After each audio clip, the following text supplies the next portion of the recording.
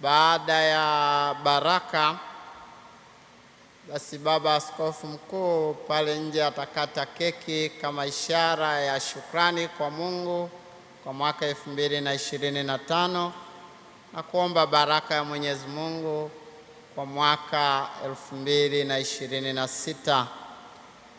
Tumetangaziwa katika hiyo taarifa kwamba tunahitimisha mwaka wa jubilei tarehe 10 kule Pugu, lakini pia tuna baraka ya mashemasi mafrateli wanaotarajiwa kupewa daraja ya ushemasi katika kituo cha Msimbazi.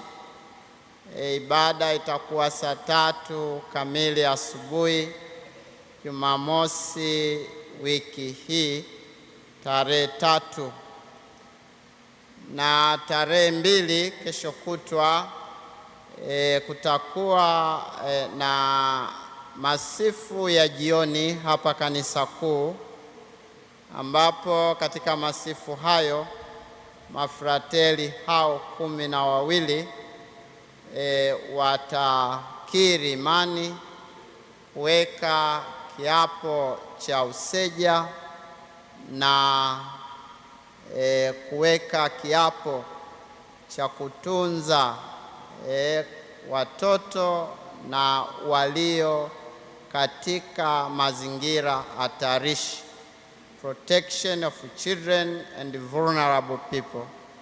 Baba Askofu Mkuu, tunapokushukuru kwa adhimisho hili, tunaomba utuhitimishie, lakini hapo nje tutakuwa na burudani, vinywaji na 1-2.